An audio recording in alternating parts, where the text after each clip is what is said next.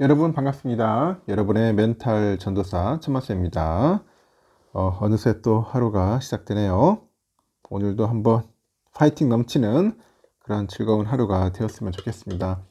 날도 춥고 하니까 감기 조심하시고 아침에 출근 안전하게 따뜻하게 하시기 바랍니다.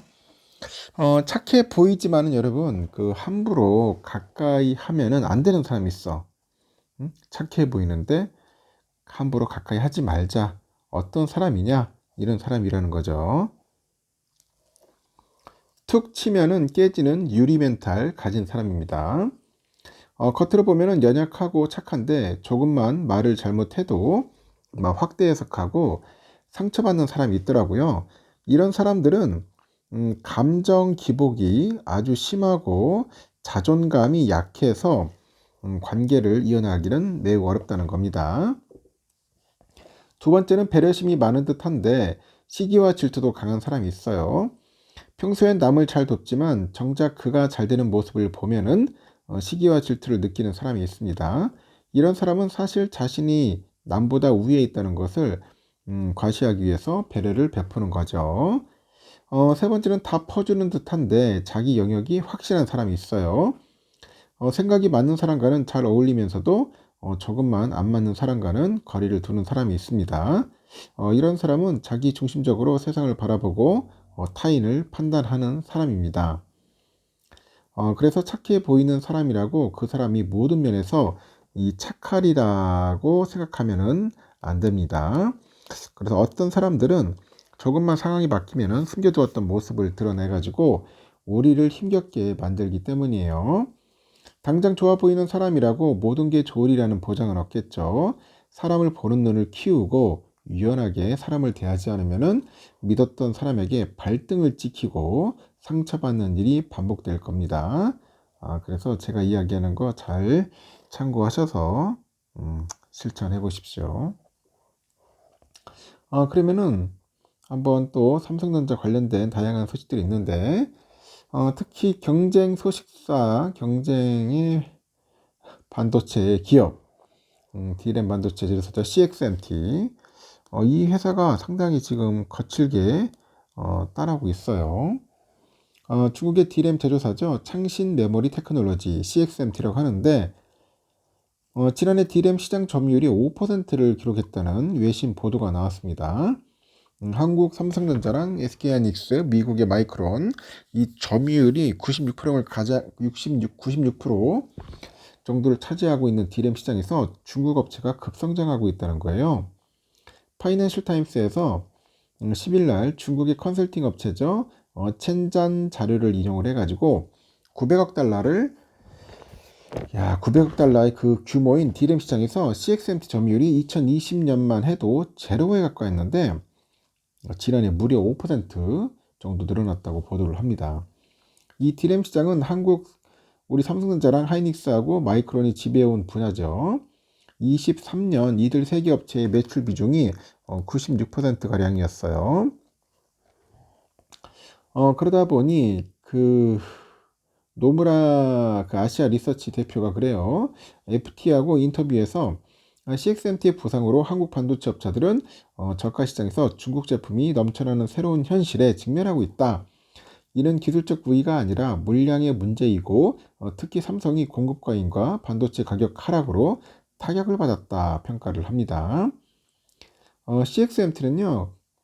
창사 당시인 2016년만 해도 D램 자체 생산 역량이 거의 없었는데 2019년 알리바바 등 중국 대기업과 그 중국 정부의 투자 하에 당시 기준으로 최신 D램 제품이던 DDR4를 대량 생산하기 시작을 해요. 그리고 CXMT가 이 DDR4 생산도 공격적으로 늘리고 있고 웨이퍼 생산력이 22년 매월 7만 장 수준에서 지난해 말 기준 매월 20만 장 수준으로 늘었다고 합니다. 이는 전 세계 그 D램이죠. 이 D램 시장의 15% 수준이라고 합니다. 중국의 물량 공세에 구형 D램 가격이 떨어지다 보니 삼성과 하이닉스의 이익률이 감소하고 결국 두 업체가 저가 시장 비중을 줄이고 있다고 하는 겁니다.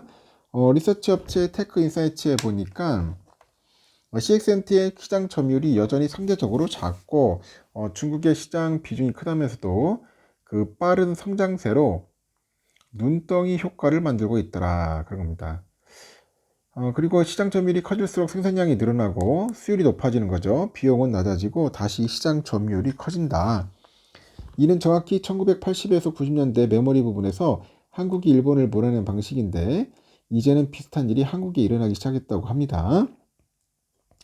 그래서 중국의 컨설팅 업체 첸잔도 CXMT의 D램 시장 성장세가 빠르기에 눈덩이처럼 커질 거라고 예상을 하는 거죠. 이렇게 CXMT는 AI 분야에서 사용되는 그 HBM 개발에도 집중을 하고 있어요. 중국의 스타트업 딥시크의 그 AI 모델 발표 후에도 관련 투자가 현재 이어지고 있답니다. 중국 내 AI 데이터 센터 구축 시 필요한 HBM을 CXMT가 공급하겠다는 그런 구상이는 거죠. 그만큼 열심히 지금 잘하고 있는 것 같아요. 그 중국 업체라고 해서 이 우습게 볼 게 아닌 것 같습니다. CXMT.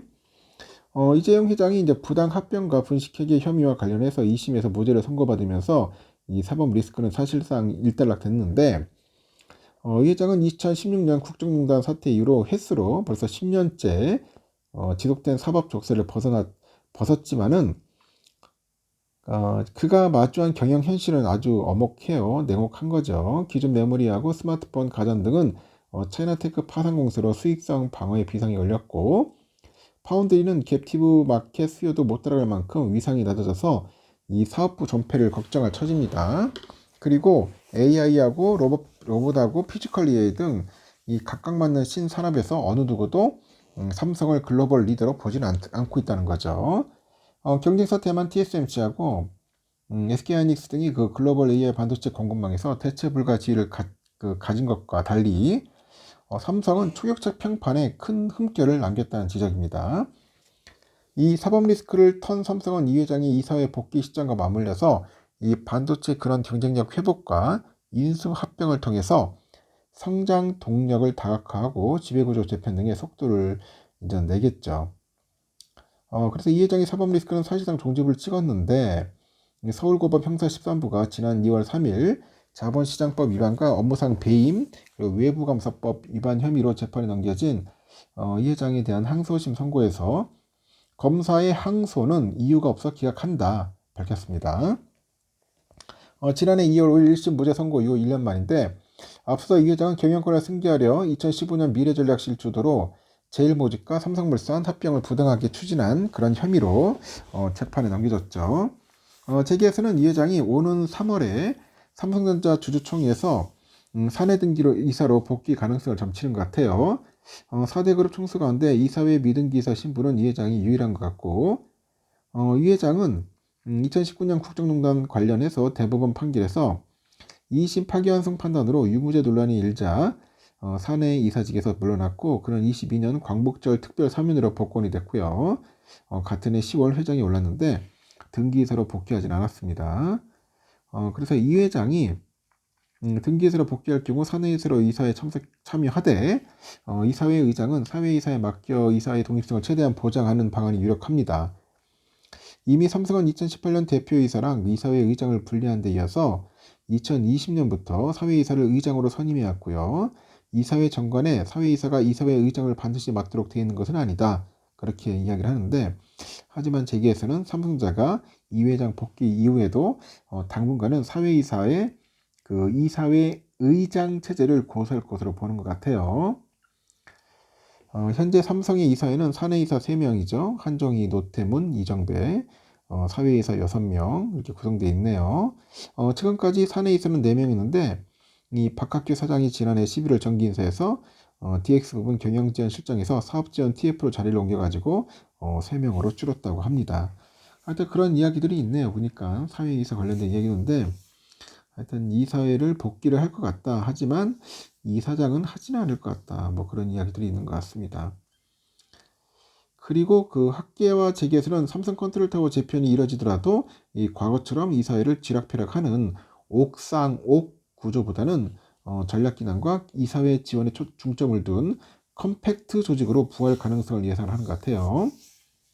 삼성은 2017년 2월에 미래 전략실 폐지 이후로 이 사업부문별 3개 TF를 운영 중인데, 하지만 계열사별에 분절된 상태로 의사결정에 이루어져서 이 그룹스 간의 자원의 전략적 활용이나 시너지 제고 등이 제한적이라는 지적이 잇따랐습니다.